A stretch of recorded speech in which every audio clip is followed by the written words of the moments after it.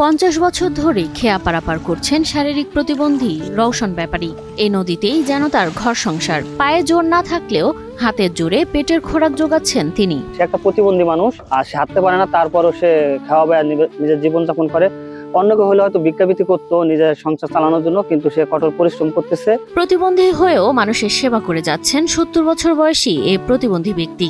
আমি এই পর্যন্ত বাইছি এই জনগণের সেবা যত্ন করছি। আমি দুই পা না চললেও কারো কাছে কখনো হাত পাতেননি রওশন ব্যাপারী। নৌকা চালিয়ে যা পান তা দিয়েই কোনো মতে পেট চালান তিনি। বাচ্চার কটা ভাত যদি দিয়া যায় কেউ, তাহলে খাই, না দিয়া গেলে আবুতে না খাই তা লাগে। কেউ কিলিগা যে দূরে তো পাও নাই যে দূরে যাইয়া ভাতান। মাত্র 2 আনা দিয়ে শুরু করেছিলেন খেয়া পারাপার। এখন তিনি সবচেয়ে বিশ্বাসযোগ্য মাঝি। শুরু করছে হইলো যে 2 আনা করিয়া, 2 আনা আমার 10 পয়সা দিত, 10 পাই দিত। এই 10 পাইতে 10 জন পার করলে একটা হইতো। এইভাবে আমি পার করিয়া এরকম করতে করতে এরপর দুইটা পার করছি, এরপর 2টা, 3টা, এরপর 5টায় পার করতে।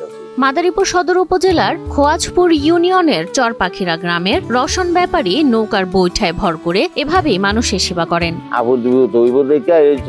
এই জন্য পুপার এই কুড়ের গর্ব করিয়া এই পুপারে থাকি। রাত বিরাইতে রাইয়া যদি ডাক দেয়, এক বোন কাহিলিতে এক মা কাহিলিতে পারে, তাহলে হাসপাতাল তো ওপার গেলে আবার হাসপাতাল যাইতে পারবো। কোলে করে নৌক জেবিলে নৌক নিতে পারতো। এই লেগে আর কি এপার থাকা। মাত্র 5 বছর বয়সে বাতজ্বরে আক্রান্ত হয়ে অচল হয়ে যায় তার 2 পা। টাকার অভাবে হারিয়েছেন পায়ের জোর, তবু থেমে যায়নি তার জীবন যুদ্ধ। মাদারীপুর তো কোনো ডাক্তারই ছিল না। ডাক্তার আছে হোমিওপ্যাথি ডাক্তার, এতে কোনো কাজ হচ্ছে না। এরপর মনে করেন দৌড়াদৌড়ি করছি, এতে হয় নাই কিছু। এই সময় গরিব তো, টাকা পয়সাও নাই তেমন। হিরন আরো মিনারেল ওয়াটার মাত্র 50 পয়সায় প্রতি লিটার। 50 বছর ধরে এ নদী তার জীবনের ঠিকানা। যাত্রী ওঠেন নামেন, কিন্তু রওশন ব্যাপারী রয়ে যান নৌকার মাঝেই। সে ওই যে আগে যারা খাওয়া পাইতো আর আবার সম্পর্ক উবাতে পাই হয়। এখন নৌকা বাইতে আইলাম, বছর 2-3 পাইলাম।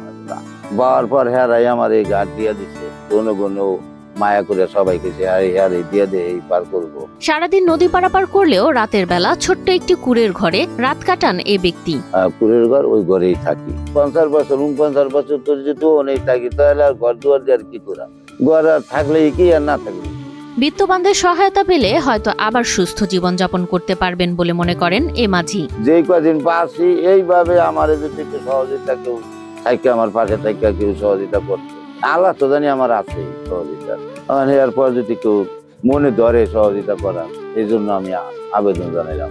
মাদারীপুর সমাজসেবা অধিদপ্তরের উপপরিচালক বিশ্বজিৎ বৈদ্য নাদিম জানান, রওশন ব্যাপারীর বিষয়টি নজরে এসেছে এবং তাকে সরকারি সহায়তা দেওয়ার আশ্বাসও দেন তিনি।